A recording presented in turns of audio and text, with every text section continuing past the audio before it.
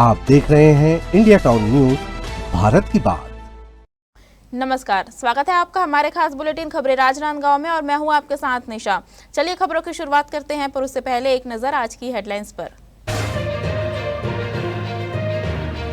अंधेरे से उजाले तक लखोली स्कूल मैदान की बदली तस्वीर, अब खेलेंगे बच्चे, भागेंगे असामाजिक तत्व।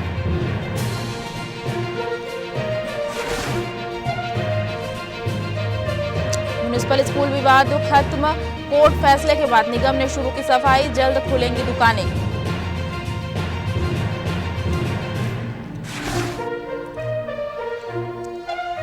अड़तालीस में से 44 फेल, जिम्मेदार कौन? जांच रिपोर्ट ने छात्रों पर ही डाल दिया ठीकरा, कॉलेज रिपोर्ट पर उठे सवाल।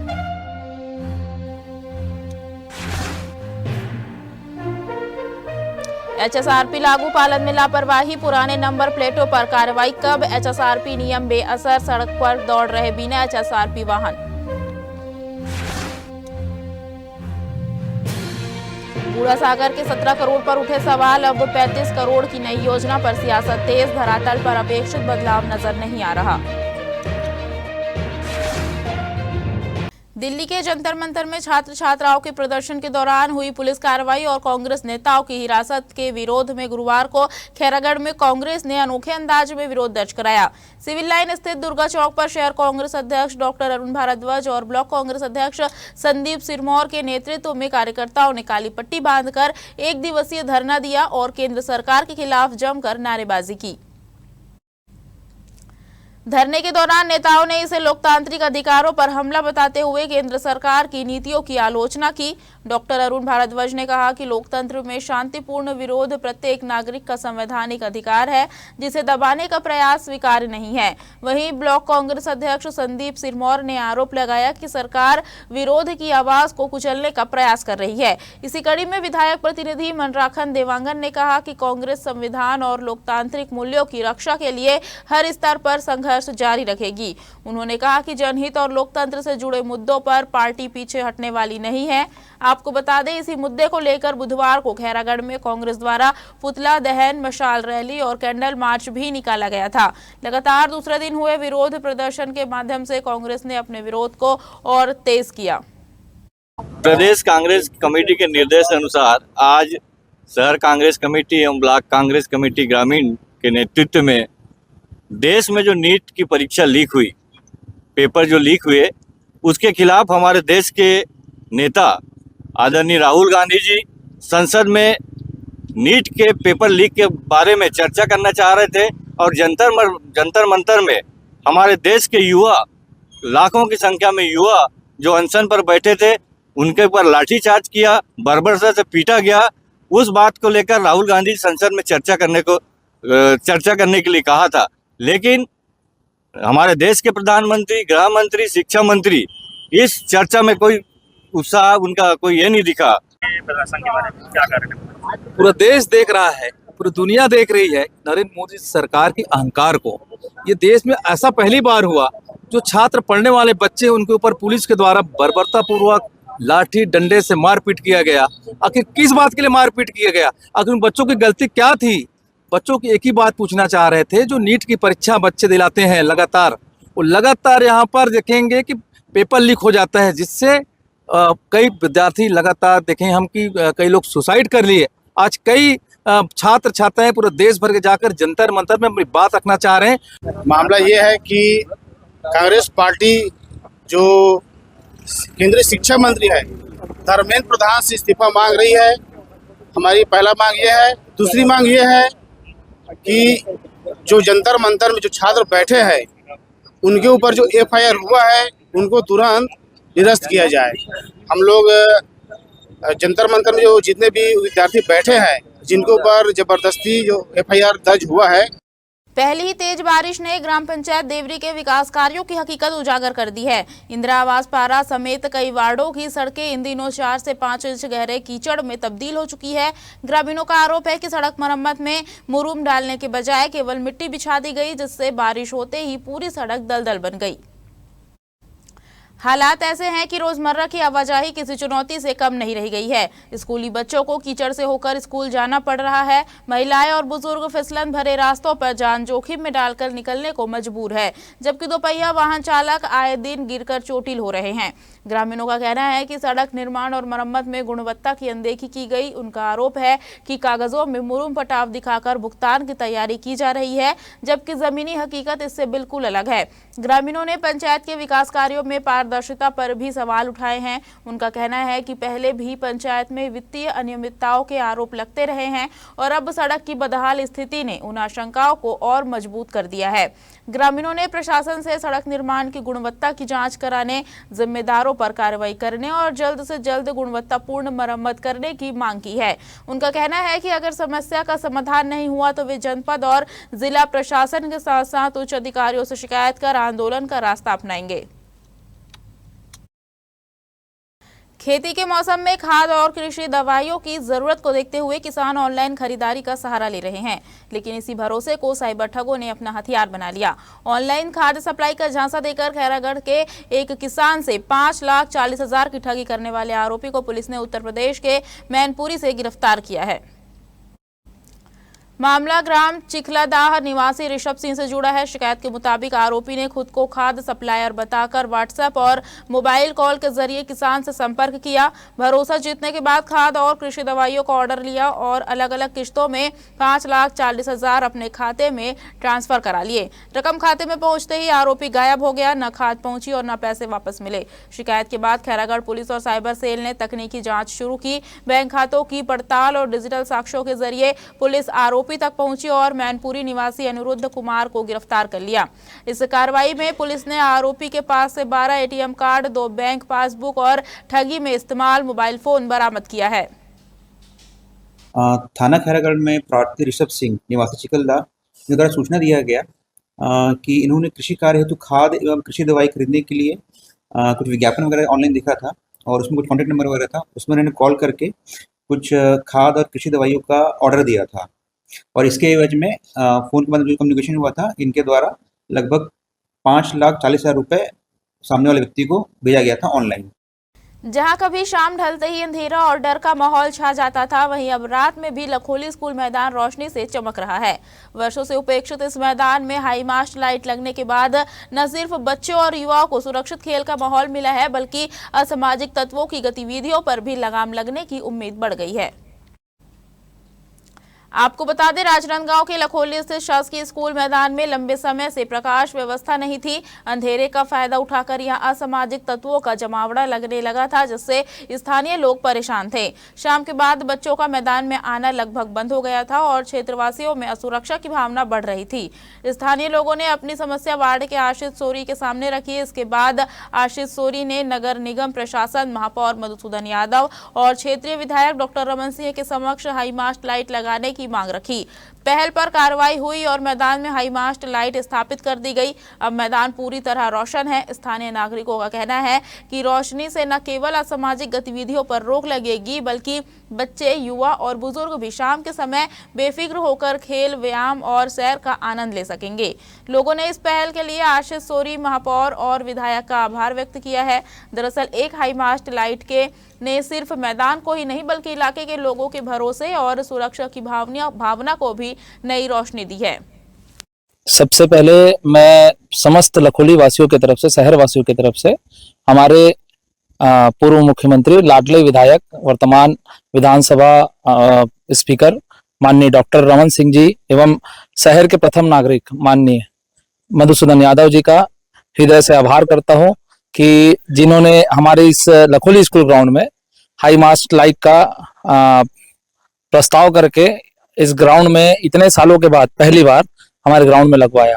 सभी खिलाड़ियों की तरफ से बहुत ही ज्यादा हर्ष उल्लास का माहौल है, क्योंकि यहाँ पे असामाजिक तत्व से लेकर के, है ना, हर प्रकार के लोग यहाँ पे आवागमन रहता था। उसका रोकथाम होगा और जो बच्चे सुबह स्कूल जाते थे, आज वो शाम के, रात के वो खेल सकते इस ग्राउंड में लाइट लगने से। पहले की अपेक्षा मतलब अब ज्यादा अच्छा है। पहले लाइट नहीं लगने से हम लोग यहाँ पे आ नहीं पाते थे, क्योंकि यहाँ पे अंधेरे के कारण कुछ भी कीड़े मकोड़े ये वो होते थे। लेकिन अब लाइट के आने से हम उससे सुरक्षित भी रह सकते हैं, और अब हम रात में बेफिक्र से यहाँ पे रह सकते हैं, मतलब यहाँ पे खेल कूद सकते हैं। ये सबसे पहले तो आशीष सोरी जो मेरा छोटा भाई है उसको बहुत बहुत धन्यवाद। मैं तो बड़ा भाई हूँ, लेकिन हम जो यहाँ के खेल यूनिटी हैं उसके हम सब के तरफ से इसको बहुत बहुत धन्यवाद इसको कहेंगे, क्योंकि इसका पहल था और आदरणीय महापौर जी के चलते और विधायक जी के चलते यह पारित हुआ, हमको मिला।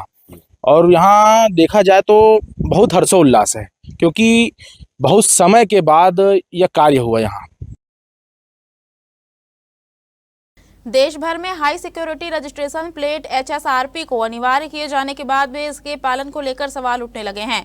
सरकार और परिवहन विभाग जहां सुरक्षित एवं मानकीकृत नंबर प्लेट लगाने पर लगातार जोर दे रहे हैं, वहीं दूसरी ओर जिले की सड़कों पर बड़ी संख्या में ऐसे वाहन नजर आ रहे हैं जिनमें अब भी पुराने नंबर प्लेट लगे हुए हैं।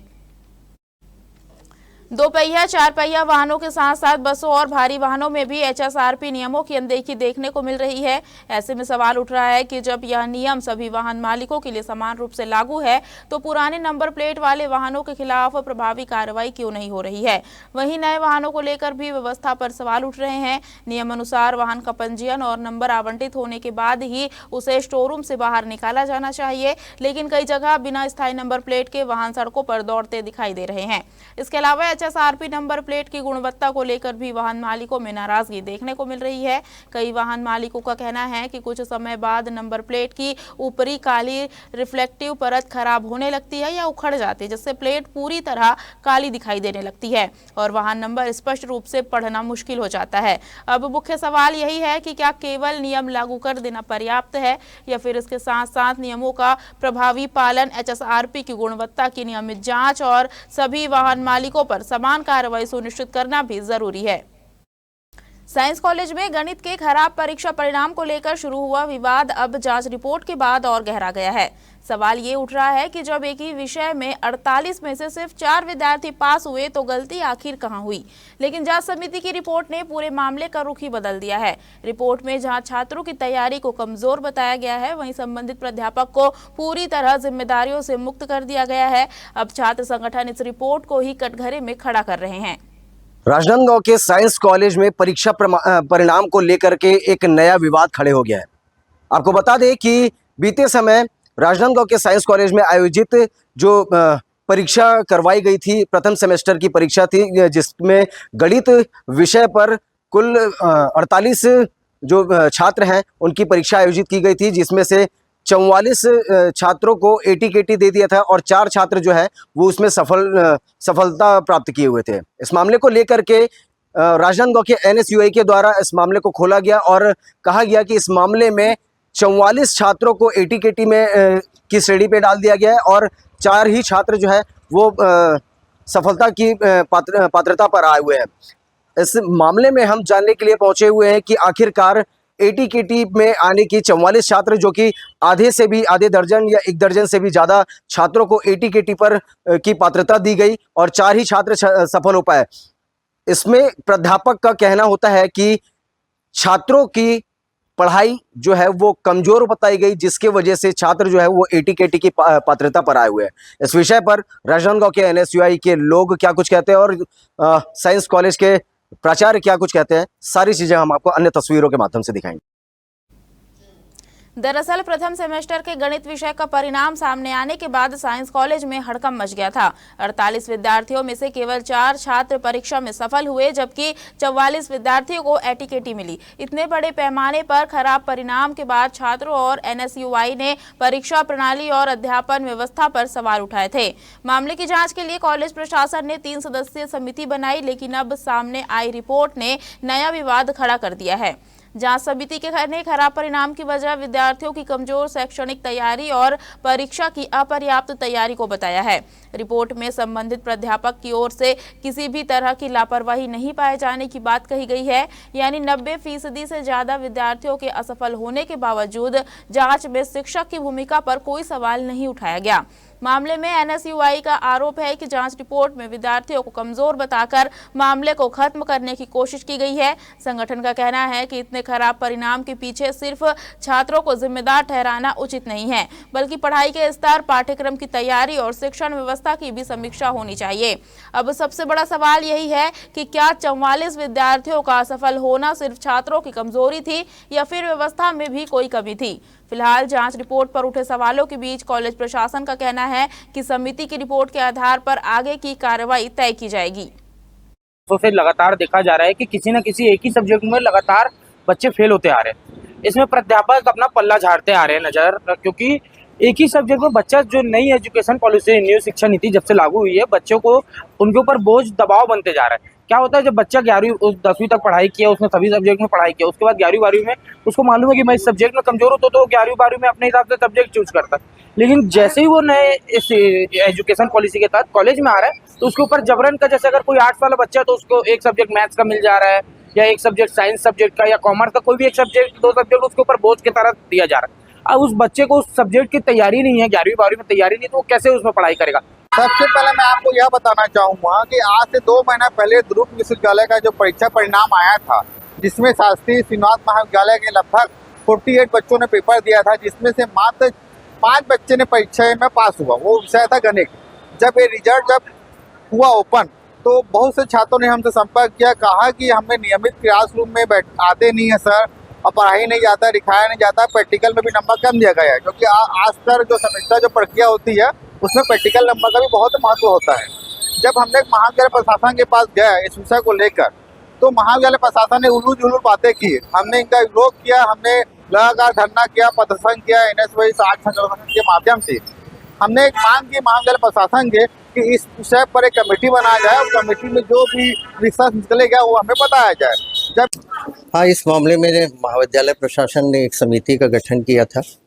उस समिति ने जांच के बाद ये रिपोर्ट दी है कि उसमें विद्यार्थी थे जो एकेडमिकली थोड़े से कमज़ोर थे, जिसकी वजह से उनका जो है परिणाम ख़राब आया।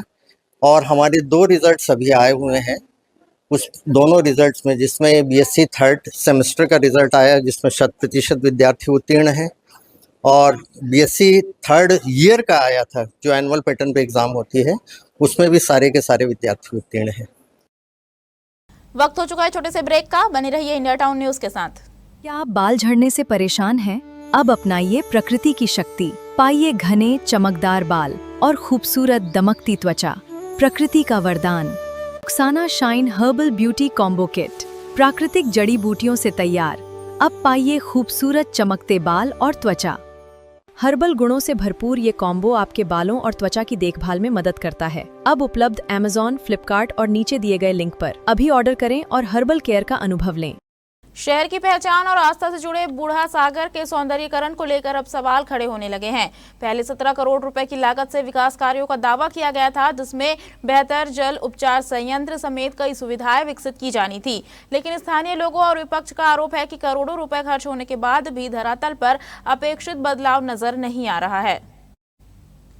अब बूढ़ा सागर के लिए राज्य सरकार की ओर से 35 करोड़ रुपए की नई राशि दिए जाने की चर्चा के बीच शहर में बहस तेज हो गई है। शहर अध्यक्ष ने मांग की है कि इतनी बड़ी राशि का उपयोग पूरी पारदर्शिता के साथ हो, ताकि पैसा केवल कागजों में नहीं बल्कि जमीन पर शहर की खूबसूरती बढ़ाने में दिखाई दे। उन्होंने सवाल उठाते हुए कहा कि पहले मिले 17 करोड़ रुपए का हिसाब सार्वजनिक होना चाहिए। उनका आरोप है कि इतने बड़े बजट के बावजूद बूढ़ा सागर की स्थिति में कोई बड़ा बदलाव दिखाई नहीं देता। उन्होंने मांग की कि 35 करोड़ रुपए की नई योजना की पूरी जानकारी जनता के सामने रखा जाए। दरअसल बूढ़ा सागर केवल एक विकास परियोजना नहीं बल्कि लोगों की आस्था का केंद्र भी है। शीतला मंदिर और धार्मिक महत्व से जुड़े इस क्षेत्र के विकास को लेकर लोगों की उम्मीदें बढ़ी हुई है। अब देखना होगा कि 35 करोड़ की नई योजना बूढ़ा सागर की तस्वीर बदलती है या फिर यह भी सवालों में घिर जाती है। निगम क्षेत्र में निरंतर भ्रष्टाचार चरम पर है। पिछले बार 17 करोड़ रुपए आए, आज आप वहां जाकर देखेंगे तो मुझे नहीं लगता कि 1 करोड़ से भी ऊपर का वहां कोई विकास कार्य आपको दिखेगा। रही बात 35 करोड़ और आने की, तो मैं ये चाहता हूं और हमारी पार्टी ये मांग करती है कि डॉक्टर रमन सिंह, महापौर मधुसूदन यादव, कलेक्टर और कमिश्नर सार्वजनिक करें कि क्या क्या काम इस 35 करोड़ में होने वाला है। बूढ़ा सागर जो 17 करोड़ रुपए भ्रष्टाचार की भेंट चढ़े, उसमें लोगों की आस्था जुड़ी है। शीतला मंदिर जो हमारे राजनांदगांव की कुलदेवी है, उन्हीं के परिसर में ये विकास कार्य होना था, पर इन लोगों ने वहां भी भ्रष्टाचार को छोड़ा नहीं और चरम पर भ्रष्टाचार किया। उसी का कारण है राजनांदगांव के म्युनिसिपल स्कूल परिसर में बनाई गई दुकानों को लेकर लंबे समय से चल रहा विवाद अब खत्म होने की ओर है। दरअसल दुकान निर्माण स्थल के नेशनल हाईवे क्षेत्र में आने को लेकर उठे सवालों और न्यायालय में चले मामले के बाद अब फैसला दुकानदारों के पक्ष में आया है। न्यायालय के फैसले के बाद नगर निगम ने भी तेजी दिखाते हुए दुकानों को व्यवस्थित करने की कवायद शुरू कर दी है। इसी कड़ी में निगम की टीम द्वारा मौके पर सफाई अभियान चलाया जा रहा है ताकि जिन लोगों को नीलामी प्रक्रिया के तहत दुकानें आवंटित हुई है वे जल्द ही अपना व्यवसाय शुरू कर सके। कई महीनों से विवाद में रही इन दुकानों को लेकर अब लोगों में उम्मीद जगी है कि क्षेत्र में नई व्यवसायिक गतिविधियां शुरू होंगी। नगर निगम की तत्परता से चल रही सफाई और व्यवस्थाओं को देखते हुए माना जा रहा है कि जल्द ही ये दुकानें ग्राहकों के लिए खुल सकती है। लंबे विवाद के बाद अब म्युनिसिपल स्कूल परिसर में बने ये दुकानें रोजगार और व्यापार का नया केंद्र बन सकती है। हम लोगों ने मेयर साहब के साथ भ्रमण किया है और मैं लगातार मॉर्निंग विजिट में भी भ्रमण करता हूँ और भ्रमण के दौरान न केवल सफाई को देखते हैं लेकिन सारी चीजें देखते हैं। उसके साथ साथ SLRM सेंटर भी देखते हैं, आंगनवाड़ी भी देखते हैं, जो भी हमारे चाहे वो ABC का सेंटर हो, कुत्ता का जो अपना बधियाकरण जो कर रहे हैं, सारा चीज देखते हैं। तो सब चीज को देख रहा हूँ, समझ रहा हूँ। अभी तो मेरे को 10-12 दिन ही हुआ है और जो आगे जो निरीक्षण होगा और फीडबैक आएगा उसके आधार पर आगे की कार्रवाई हम लोग सुनिश्चित करेंगे। खैरागढ़ छुई खदान गंडई जिले में प्रशासन की संवेदनशील पहल सामने आई है, जहां आकस्मिक निधन के बाद पंचायत सचिव के परिवार को राहत देते हुए उनकी पत्नी को अनुकंपा नियुक्ति दी गई है। जिला पंचायत CEO प्रेम कुमार पटेल ने ग्राम पंचायत भंडारपुर में पदस्थ रहे पंचायत सचिव नेमीचंद वर्मा की पत्नी निराशा बाई वर्मा को नियुक्त आदेश सौंपा।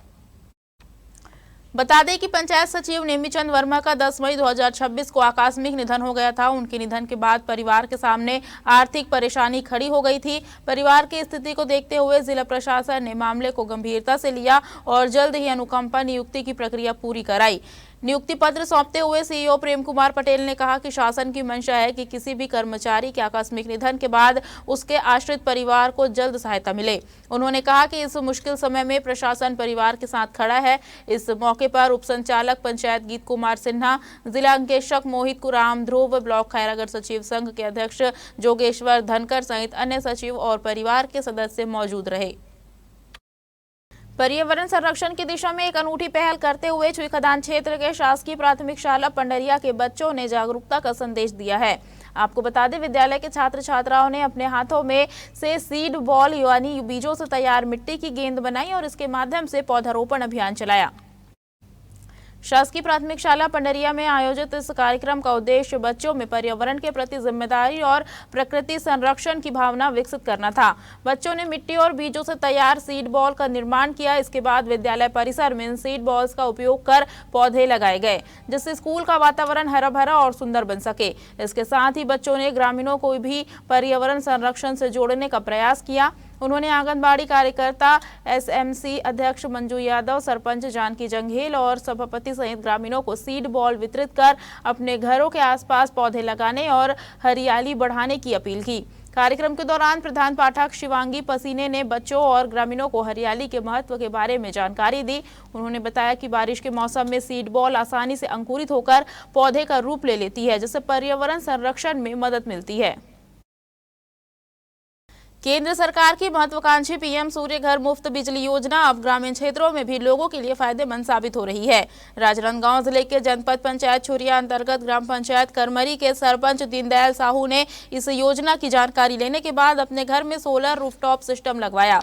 योजना का लाभ मिलने के बाद अब उनका बिजली बिल शून्य हो गया है। सरपंच खुद इस योजना के फायदे बताते हुए ग्रामीणों से भी इसका लाभ लेने की अपील कर रहे हैं। ग्राम पंचायत करमरी के सरपंच दीनदयाल साहू ने बताया कि उन्हें जनपद पंचायत छुरिया के माध्यम से पीएम सूर्य घर योजना की जानकारी मिली। योजना की प्रक्रिया को समझने के बाद उन्होंने अपने घर की छत पर सोलर रूफटॉप सिस्टम स्थापित कराया। सोलर प्लांट शुरू होने के बाद उनके घर की बिजली जरूरतें और ऊर्जा से पूरी होने लगी, जिससे उनका बिजली बिल अब शून्य हो गया है। सरपंच का कहना है कि यह योजना आम लोगों के लिए काफी उपयोगी है, क्योंकि इससे बिजली खर्च में कमी आती है और स्वच्छ ऊर्जा को भी बढ़ावा मिलता है। उन्होंने ग्रामीणों से अपील की है कि वे भी पीएम सूर्य घर योजना की जानकारी लेकर इसका लाभ उठाएं। दरअसल सौर ऊर्जा के उपयोग से जहां बिजली खर्च कम होगा, वहीं पर्यावरण संरक्षण में भी लोगों की भागीदारी बढ़ेगी। घर में 3 किलोवाट का सोलर प्लांट लगाया हूं। यह जानकारी मुझे जनपद पंचायत छुरिया से पता चला। उसके बाद 1,90,000 रुपया ग्रामीण बैंक से फाइनेंस करवाया हूं, और जिसका 1,08,000 रुपया मुझे केंद्र से और राज्य से सब्सिडी मिल चुका है। 82,000 रुपया 800 रुपया के हिसाब से इंस्टॉलमेंट पड़ रहा है।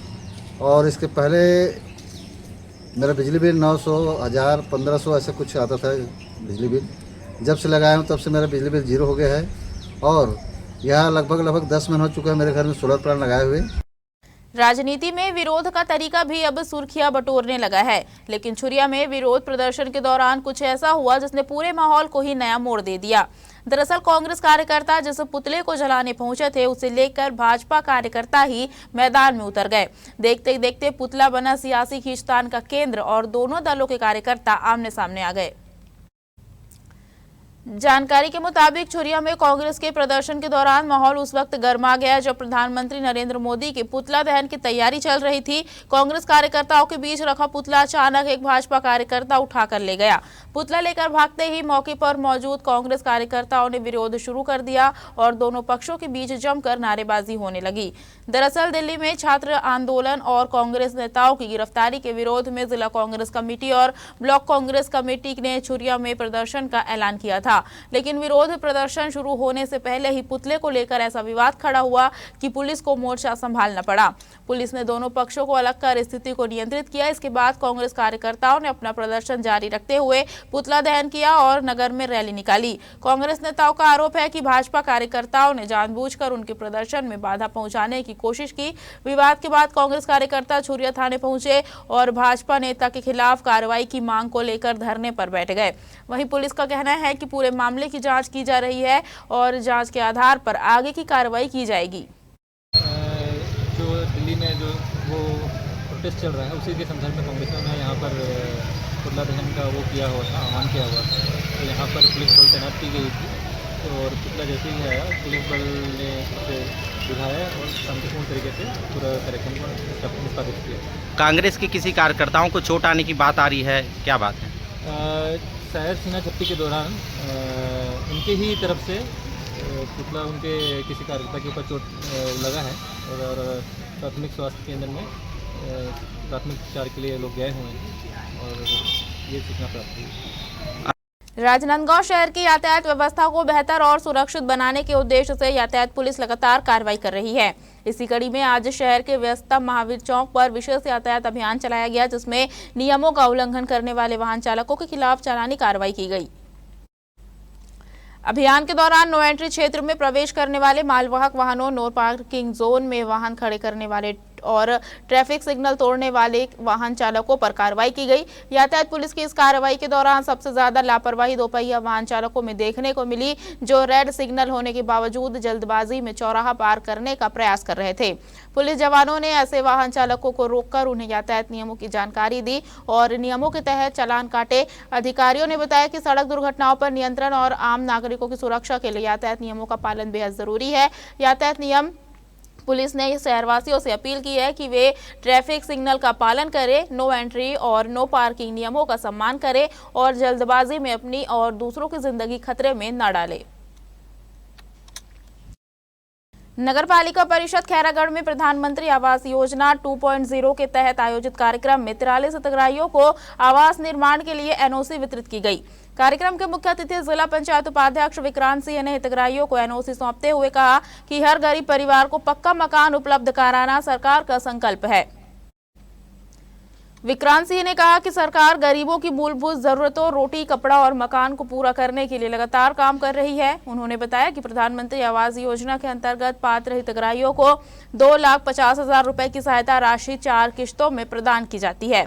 इसके अलावा निर्धारित समय सीमा 18 माह में आवास पूर्ण करने पर राज्य सरकार की ओर से 32,850 रुपए की अतिरिक्त प्रोत्साहन राशि भी दी जाती है। वहीं नगर पालिका अध्यक्ष गिरिजानंद चंद्राकर ने योजना के लिए सरकार का आभार व्यक्त करते हुए सभी हितग्राहियों को शुभकामनाएं दी। इस अवसर पर जिला पंचायत सभापति दिनेश वर्मा, नगर पालिका सीएमओ पुनीत राम वर्मा सहित अन्य जनप्रतिनिधि, अधिकारी, कर्मचारी और बड़ी संख्या में हितग्राही मौजूद रहे। कार्यक्रम में आवास योजना को लेकर हितग्राहियों में उत्साह देखने को मिला।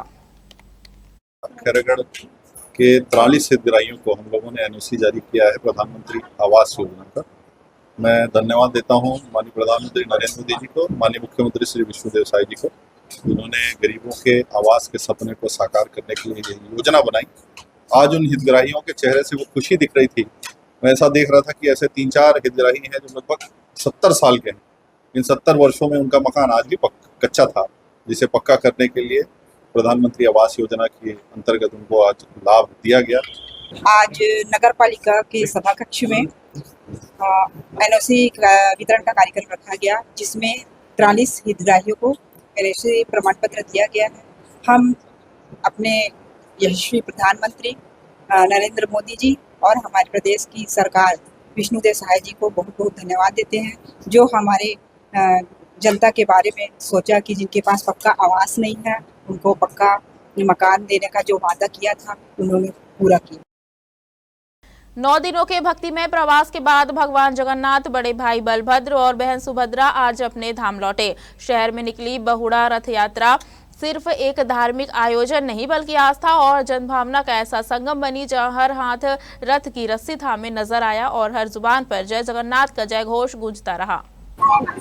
जगन्नाथ भगवान जी की रथ यात्रा के 9 दिन के बाद में आज राजनांदगांव की उत्कल समाज के द्वारा यहाँ पर भगवान श्री जगन्नाथ जी की बहुड़ा रथ यात्रा निकाली जा रही है। आपको बता दें कि धार्मिक मान्यताओं के अनुसार में ये बहुड़ा यात्रा जो है, बहुड़ा जगन्नाथ जी की रथ यात्रा जो है, ये भगवान जगन्नाथ जी, भाई बलभद्र और बहन सुभद्रा जी जो है वो जब रथ यात्रा ले करके अपनी मौसी के यहाँ जाते हैं तो ठीक 9 दिन के बाद वो अपने घर को वापस आते हैं। आज भगवान श्री जगन्नाथ जी और बलभद्र और बहन सुभद्रा जी को यहाँ से लेकर के जाया जा रहा है और पूरे नगर भ्रमण करवा करके ये अपने घर पहुँचेंगे। इस घर पहुँचने के तारतम्य में आप देख पा रहे होंगे तमाम उन श्रद्धालुओं को और उन एक भक्तिमय माहौल यहाँ पर देखने को मिल रहा है। कहीं ना कहीं ये लोगों में काफ़ी हर्ष का विषय है, काफ़ी खुशियाँ व्याप्त है और भगवान श्री जगन्नाथ जी के जयकारों के जयघोष के साथ में भगवान की ये बहुड़ा रथ यात्रा निकाली जा रही है। आइए सीधा जुड़ते हैं इस रथ यात्रा से और क्या कुछ इस रथ यात्रा में भक्तिमय माहौल दिख रहा है आपको भी दिखाते हैं। सुबह से ही मंदिर परिसर में भक्तों की भीड़ उमड़ने लगी थी। विधि विधान से पूजा अर्चना, भजन कीर्तन और महाआरती के बाद भगवान को रथ पर विराजमान किया गया। जैसे ही रथ आगे बढ़ा, श्रद्धालुओं में प्रभु के दर्शन और रथ खींचने को लेकर खासा उत्साह देखने को मिला। रथ यात्रा के रास्ते में जगह जगह स्वागत द्वार बनाए गए और श्रद्धालुओं के लिए पेयजल, प्रसाद एवं सेवा शिविर लगाए गए। बुजुर्गों से लेकर बच्चों तक सभी भगवान जगन्नाथ की एक झलक पाने के लिए आतुर नजर आए। धार्मिक मान्यता के अनुसार बहुड़ा यात्रा भगवान जगन्नाथ के अपनी मौसी के घर से वापस श्री मंदिर लौटने का प्रतीक है। मान्यता है कि इस दिन भगवान के रथ के दर्शन और सेवा करने से जीवन में सुख, शांति और समृद्धि का आशीर्वाद मिलता है। रथ यात्रा को लेकर प्रशासन और आयोजन समिति ने सुरक्षा के पुख्ता इंतजाम किए। यातायात व्यवस्था, स्वास्थ्य सेवाओं और भीड़ नियंत्रण के लिए विशेष प्रबंध किए गए ताकि श्रद्धालु शांतिपूर्ण माहौल में इस पावन पर्व में शामिल हो सके। बहुत ज़्यादा हर्ष की बात है। हम साल भर प्रतीक्षा करते हैं कि जगन्नाथ जी की रथ यात्रा आए, फिर जगन्नाथ जी अपनी मौसी के घर आते हैं, 9 दिन रहते हैं, उसके बाद वापसी होती है, उसको बहुड़ा यात्रा बोलते हैं। लेकिन आज वापसी के साथ साथ इतना हर्ष और उल्लास का समय हो गया है कि मतलब लोग खुशी भी बयां भी नहीं कर पा रही हूँ। सबसे पहले तो जय जगन्नाथ आप सभी को। हम लोग बहुत उत्साहित है, बहुत खुश है, बहुत ज्यादा खुश है। आप देख सकते हो भक्तों के सबके मुँह में। हम लोग आज मौसी माँ से भगवान जगन्नाथ जी के मंदिर जा रहे हैं। हमारे खास बुलेटिन खबरें राजनांदगांव में फिलहाल इतना ही। अब मुझे दीजिए इजाजत और आप देखते रहिए इंडिया टाउन न्यूज, भारत की बात। नमस्कार। आप देख रहे हैं इंडिया टाउन न्यूज, भारत की बात।